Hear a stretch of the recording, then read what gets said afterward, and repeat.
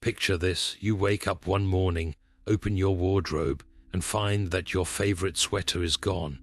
Not misplaced, not stolen, just vanished. No trace, no explanation.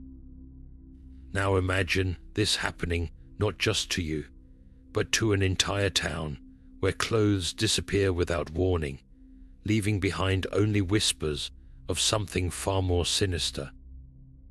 Welcome to Ravenswood, a small, fog-drenched town where the ordinary becomes extraordinary, and the inexplicable is just another Tuesday.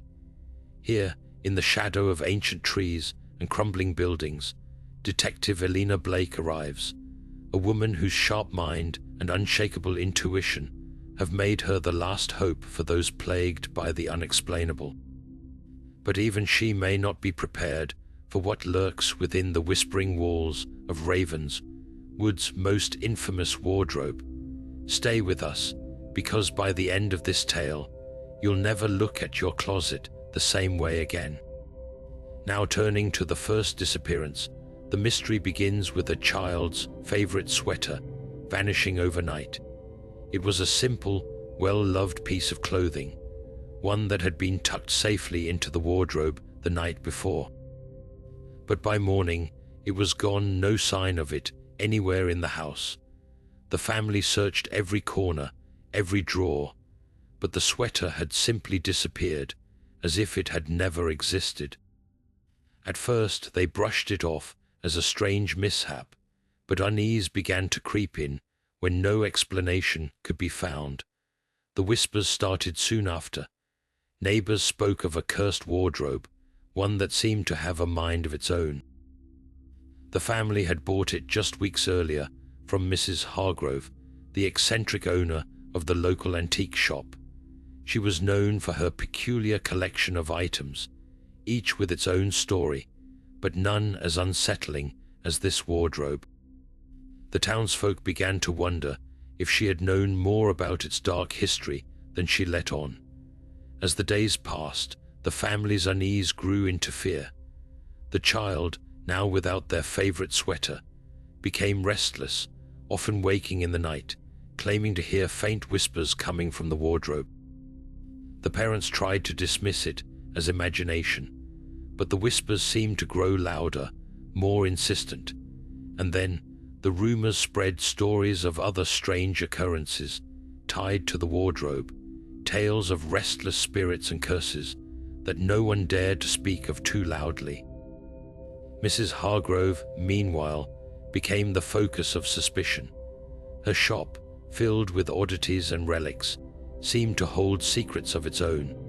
The townsfolk began to question her motives, wondering if she had deliberately sold the family a cursed object.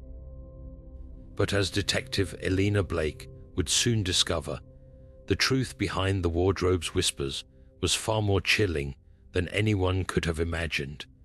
Now turning to the arrival of Detective Eleanor Blake, the small town of Ravenswood braced itself for her presence. Known for her sharp wit and methodical approach, Detective Blake was no stranger to the inexplicable. As she stepped into the foggy streets of the town, her keen eyes immediately took in the uneasy atmosphere. The whispers of the cursed wardrobe had reached her ears, and she was determined to uncover the truth behind the unsettling disappearances. Her first stop was the family's home, where the child's sweater had vanished. The parents, still shaken, recounted the strange events in detail. The whispers, the restless nights, and the growing sense of dread that now filled their home. Detective Blake listened intently, her sharp mind already piecing together the fragments of the mystery. She asked pointed questions, probing for any detail that might have been overlooked. Then she turned her attention to the wardrobe itself. As she approached it, she noticed something peculiar, a faint, almost imperceptible hum emanating from within. It was as if the wardrobe was alive, pulsing with an energy that defied explanation. She ran her fingers along its surface, feeling the intricate carvings and the cold, aged wood. Her instincts told her that this was no ordinary piece of furniture. Detective Blake's first impressions were clear. This wardrobe held secrets, and those secrets were tied to the disappearances. But as she prepared to delve deeper, she couldn't shake the feeling that the wardrobe was watching her, waiting for her next move. With her sharp mind and unwavering determination, she was ready to face whatever lay ahead. The whispers of Ravenswood had drawn her in, and she wouldn't rest until the truth was uncovered. Now turning to the dark history of the wardrobe, Detective Blake began to uncover the chilling tale of its previous owner, Margaret Blackwood.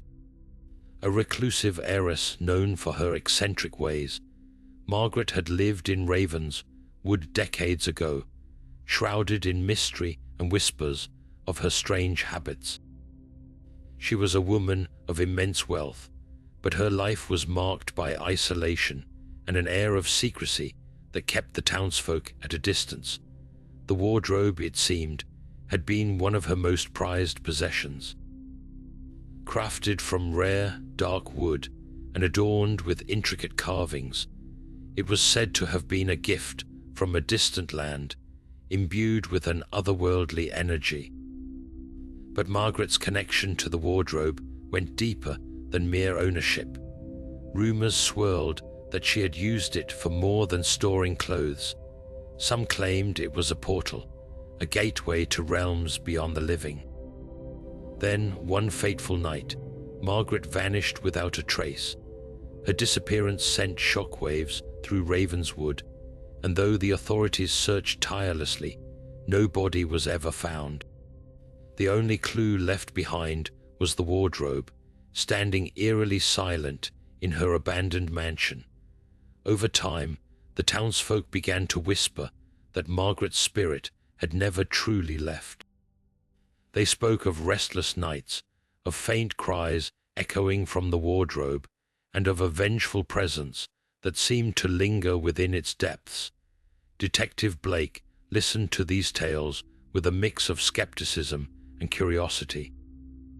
The idea of a haunted wardrobe seemed far-fetched, but the evidence was hard to ignore. The hum she had felt, the strange symbols carved into its interior, it all pointed to something beyond the ordinary. As she pieced together the fragments of Margaret's story, a chilling possibility began to take shape. Could the heiress's spirit still be tied to the wardrobe, seeking retribution for her untimely death? With each new detail, the mystery deepened, and Detective Blake knew she was stepping into a web of secrets that stretched far beyond the present. The wardrobe's history was a key to unlocking the truth, but it was also a warning. Some doors, once opened, could never be closed. Now turning to the next phase of the investigation, Detective Blake began to piece together the first set of clues that would either lead her closer to the truth or deeper into the labyrinth of deception. The wardrobe itself held the most immediate mysteries. Inside, she discovered strange symbols carved into the wood, their meanings obscured by time and wear. The patterns were intricate, almost ritualistic, and seemed to hum faintly when her fingers traced their edges. Alongside the symbols, a faint scent of lavender lingered in the air, a detail that struck her as oddly out of place. Lavender was not a scent she associated with the dark, heavy wood of the wardrobe, and its presence only deepened the enigma. But the clues didn't end there. In the attic of the house, tucked beneath a loose floorboard, Blake found a cryptic diary entry written in Margaret Blackwood's own hand. The words were hurried, almost frantic, as if penned in a moment of desperation. "They will not take it from me," the entry read. "The wardrobe is mine, and mine alone. They will pay for what they've done." The message was vague, but it hinted at a deeper conflict, a struggle that had consumed Margaret in her final days. Blake couldn't help but wonder Who were they, and what had they done to provoke such a response? As the investigation unfolded, red herrings began to emerge, muddying the waters of the case. The first was a jealous neighbor, a woman named Clara, who had long coveted the wardrobe. Clara had been seen lingering near the house on multiple occasions, her eyes fixed on the antique piece with a mix of longing and resentment. She claimed she only admired its craftsmanship, but Blake couldn't shake the feeling that Clara knew more than she was letting on. Then there was the local handyman, a man named Tom, whose shady past included rumors of theft and deceit.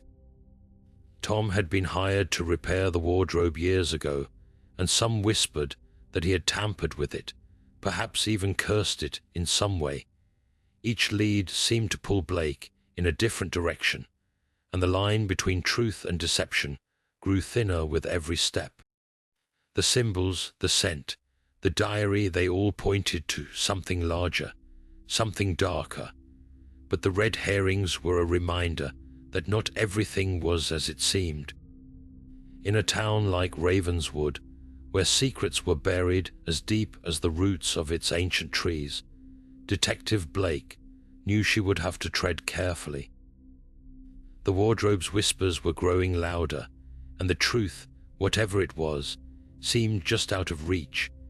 Now turning to the next phase of the investigation, the town of Ravenswood was struck by a second, more unsettling disappearance. This time it was a wedding dress, a delicate ivory gown that had been carefully hung in the bride's wardrobe the night before her wedding. By morning, it was gone, leaving behind only an empty hanger and a growing sense of dread. The bride, a young woman named Emily, was devastated. Her wedding day, once a source of joy and anticipation, had turned into a nightmare. The town, already on edge from the first disappearance, erupted into panic. Whispers of the cursed wardrobe grew louder, and fear began to spread like wildfire through the foggy streets. Detective Blake arrived at Emily's home to find her in tears, her fiancé, Daniel, pacing the room with a look of frustration and unease.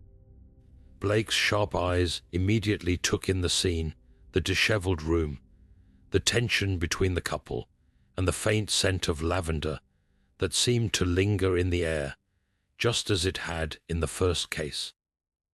She began her questioning, starting with Emily, who recounted the events of the previous night. The dress had been there when she went to bed, she insisted, and no one had entered her room. But Blake noticed the way Daniel avoided eye contact, his hands fidgeting nervously as he spoke. His behavior was erratic, his answers vague, and Blake couldn't shake the feeling that he was hiding something. As the investigation deepened, Blake learned that Daniel had been acting strangely in the weeks leading up to the wedding. Friends and family mentioned his sudden mood swings, his unexplained absences, and his growing obsession with the wardrobe.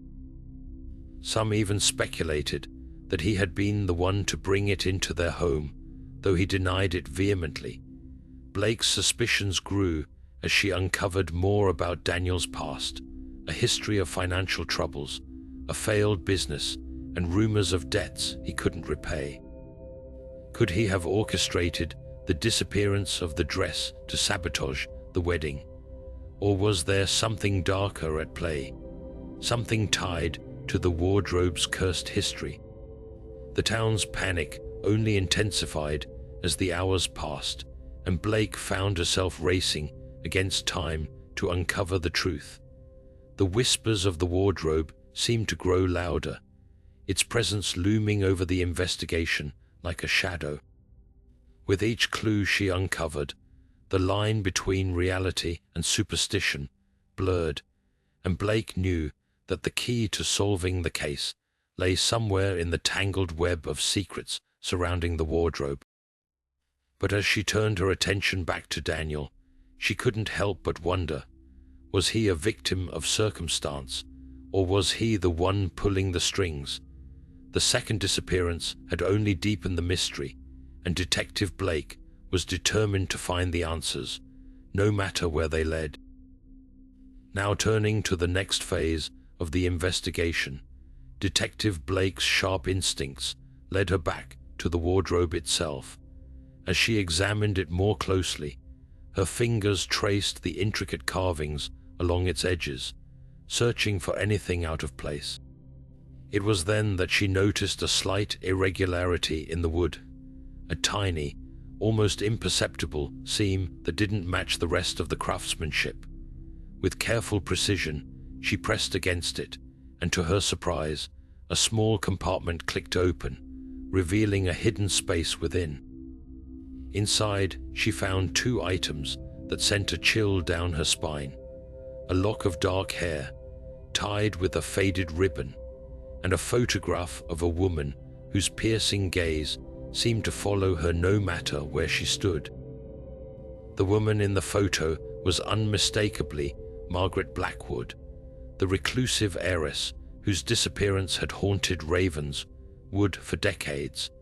The photograph was worn at the edges, its colors muted with age, but the intensity in Margaret's eyes was as vivid as if she were standing in the room. Blake's mind raced as she pieced together the implications of this discovery. The lock of hair, the photograph, they were more than just relics of the past. They were clues, fragments of a story that had been buried for far too long. The wardrobe, it seemed, was not just a piece of furniture, but a vessel for secrets, a silent witness to the events that had led to Margaret's disappearance. Blake couldn't shake the feeling that these items were placed there deliberately, as if someone or something wanted them to be found. The discovery deepened the mystery, tying the wardrobe even more closely to Margaret's fate. Blake began to wonder if the disappearances were not random acts of malice, but part of a larger, more sinister pattern. Was the wardrobe cursed, as the townsfolk believed? Or was it a tool used by someone with a darker agenda? The lock of hair and the photograph suggested a personal connection, a thread that linked the past to the present in ways Blake was only beginning to understand. As she closed the hidden compartment, Blake felt the weight of the case pressing down on her. The whispers of the wardrobe seemed to grow louder, its presence more oppressive than ever. She knew that the answers she sought were hidden somewhere in the tangled history of Margaret Blackwood and the cursed wardrobe. But with each step forward, the shadows seemed to deepen, and Blake couldn't help but wonder if she was unraveling the mystery or being drawn further into its grasp. The hidden compartment had revealed a crucial piece of the puzzle, but it had also raised more questions than answers. And as the investigation continued, Detective Blake knew that the truth would come at a cost. Now turning to the heart of Ravenswood, Detective Blake began to uncover the town's dark secrets, buried beneath layers of fear and silence. As she spoke with more residents, a pattern emerged. Stories of strange occurrences involving the wardrobe were far more common than she had initially realized. One woman recounted how her grandmother's favorite shawl had vanished overnight, only to reappear days later, damp and smelling of lavender. Another spoke of a child who claimed to hear whispers coming from the wardrobe, whispers that no one else could hear. Each tale added another layer to the mystery, painting a picture of a town haunted by something far beyond the ordinary. It was during these conversations that Blake was introduced to Elias Grayson, the town's local historian. A frail man with a sharp mind and a cautious demeanor, Elias had spent decades documenting Ravenswood's history, including the enigmatic life of Margaret Blackwood. When Blake approached him, his eyes narrowed with a mix of curiosity and unease. "You've been poking around that wardrobe, haven't you?" he asked, his voice low and tinged with warning. That thing, it's not just a piece of furniture. It's a relic of something much darker. Elias's cryptic words sent a shiver down Blake's spine. He spoke of Margaret's obsession with the occult, her fascination with rituals and curses that had alienated her from the townsfolk. She wasn't just eccentric, Elias explained. She was dangerous, and that wardrobe, it was her most prized possession. Some say she poured her soul into it, binding her spirit to its wood. Disturb it, and you disturb her. As Blake listened, she couldn't help but notice the growing tension between herself and the townsfolk. Whispers followed her wherever she went, and more than once she caught wary glances from those she passed on the street. The people of Ravenswood were afraid not just of the wardrobe, but of what its secrets might unleash. Some openly questioned her presence, accusing her of stirring up trouble that was better left buried. Others avoided her altogether, as if speaking to her might invite the same misfortune that had plagued their town for generations. The deeper Blake delved into the town's secrets, the more she felt the weight of its history pressing down on her. The wardrobe was no longer just a piece of the puzzle. It was the key to understanding a web of fear, guilt, and superstition that had ensnared Ravenswood for decades. And as the tension between her and the townsfolk grew, Blake realized that solving this case would require more than just uncovering the truth.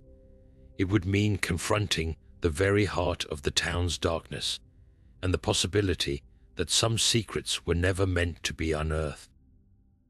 Now turning to the next chapter of this chilling tale, the town of Ravenswood was struck by yet another unsettling disappearance, one that would push Detective Blake to her limits. This time, it wasn't just a single item that vanished. An entire wardrobe belonging to a young child disappeared overnight, leaving behind nothing but a single lonely sock. The family was devastated, their home now eerily empty where their child's clothes once hung. The mother, her voice trembling with desperation, pleaded with Blake to find answers. "It's not just the clothes," she whispered. "It's like a part of my child is gone too." Blake felt the weight of the case growing heavier with each passing day. The frustration gnawed at her as the clues seemed to slip through her fingers like smoke. The wardrobe's curse, or whatever force was behind these vanishings, was becoming more brazen, more unpredictable. And yet, amidst the chaos, a new figure emerged from the shadows, Mayor Harold Whitmore. The mayor, a man known for his polished demeanor and calculated charm, had taken an unusual interest in the case.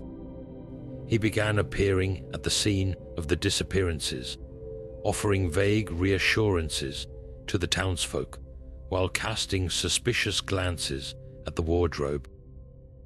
His presence raised questions. Why was the mayor so invested in a piece of furniture? What did he know that he wasn't sharing? As Blake dug deeper, she uncovered whispers of the mayor's past, rumors of his family's ties to Margaret Blackwood and their involvement in the events that led to her disappearance. Some claimed the mayor's grandfather had been one of the last people to see Margaret alive, while others suggested the family had profited from her downfall. Blake couldn't ignore the possibility that the mayor's interest in the wardrobe was more than just civic duty. Was he trying to protect the town, or himself? The tension in Ravenswood reached a boiling point as the mayor's involvement became more apparent. The townsfolk, already on edge, began to turn on one another, their fear and suspicion tearing at the fragile fabric of their community. Blake knew she was running out of time. The wardrobe's curse was spreading, its whispers growing louder, and the mayor's secrets were just one piece of a much larger puzzle. With the stakes higher than ever, Blake prepared to confront the truth, no matter how dark it might be. Now turning to the final piece of the puzzle, Detective Blake's relentless investigation led her to a discovery that would change everything. As she meticulously examined the wardrobe one last time, her fingers brushed against a hidden seam in the lining. Carefully peeling it back, she uncovered a faded, yellowed letter, its edges brittle with age. The handwriting was unmistakably Margaret Blackwood's, her words etched with a mix of sorrow and fury. The letter revealed the chilling truth. Margaret had cursed the wardrobe as an act of vengeance against those who had betrayed her. She had poured her anguish into the very wood, binding her spirit to the object, ensuring that anyone who came into contact with it would suffer as she had. Blake's heart raced as she read the final lines of the letter. Margaret's curse was not random. It targeted those connected to her downfall, their possessions vanishing as a symbol of their guilt. The disappearances were not mere accidents. They were deliberate acts of retribution, each item taken representing a piece of the lives Margaret had lost. The child's wardrobe, the wedding dress, the sweater, all of them tied back to the town's dark history and the secrets its residents had buried. The implications were staggering. The mayor's sudden interest in the wardrobe now made sense. His family's involvement in Margaret's demise had made him a target. The townsfolk's growing unease, their whispered fears, all pointed to a community haunted by its own sins. Blake realized that the wardrobe was not just a vessel for Margaret's curse. It was a mirror, reflecting the guilt and fear of those who had wronged her. With this final clue in hand, Blake knew the time had come to confront the truth. The disappearances were not random acts of malice. They were a reckoning, a demand for justice from beyond the grave. As she prepared to face the mayor and unravel the final threads of the mystery, Blake couldn't shake the feeling that the wardrobe's whispers were growing louder, as if Margaret herself was urging her forward. The stakes had never been higher, and Blake knew that the fate of Ravenswood, and perhaps her own, hung in the balance. Now turning to the final confrontation, Detective Blake stood before Mrs. Hargrove, the eccentric antique shop owner, her sharp gaze piercing through the woman's carefully constructed facade.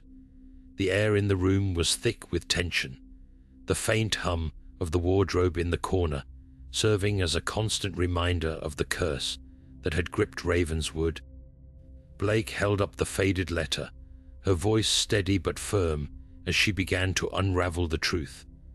"Mrs. Hargrove," Blake began, "this letter tells a story, one of betrayal, revenge, and a curse that has haunted this town for decades. Margaret Blackwood's spirit was bound to this wardrobe, and her curse targeted those who played a part in her downfall. But you already knew that, didn't you?" Mrs. Hargrove's face paled, her hands trembling as she clutched the edge of the counter. For a moment, she said nothing, her eyes darting toward the wardrobe as if expecting it to speak. Then, with a heavy sigh, she began to confess. "It wasn't supposed to be like this," she whispered, her voice breaking. "Margaret was my friend, but when she discovered the truth about the mayor and his family, she threatened to expose them. They couldn't let that happen. They made me. I had no choice. I helped them cover it up, but I never thought she'd take her own life.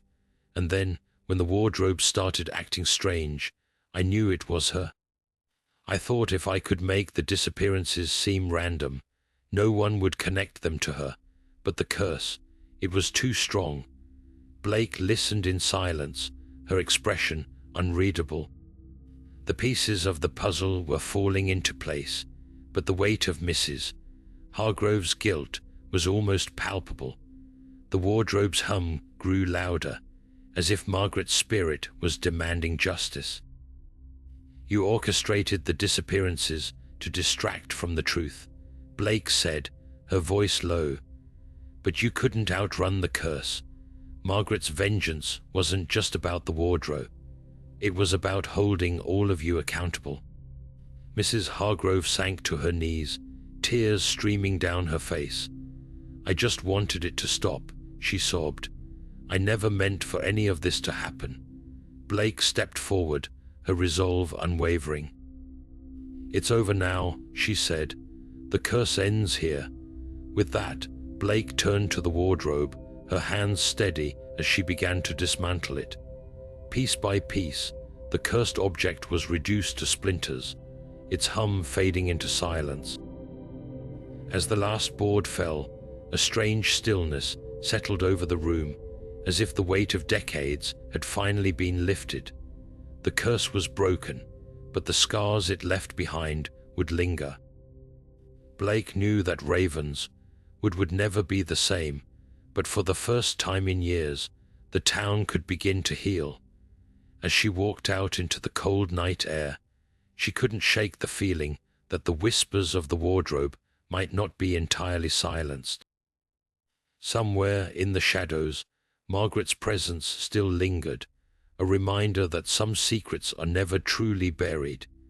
Now turning to the conclusion, Detective Blake stood outside the now silent antique shop, the cold night air biting at her skin. The wardrobe was gone, reduced to nothing more than splinters, but the weight of the case still pressed heavily on her mind. Ravenswood had been through so much: the disappearances, the fear, the whispers of a curse that had haunted every corner of the town. But now, for the first time in years, there was a sense of quiet. The streets were empty, the air still, as if the town itself was holding its breath, waiting to see if the nightmare was truly over. Blake walked slowly down the cobblestone street, her thoughts drifting back to Margaret Blackwood. The heiress's story was one of betrayal and tragedy, a life cut short by the greed and cruelty of those she had trusted. The wardrobe had been her final act of defiance, a curse meant to ensure that no one would forget what had been done to her.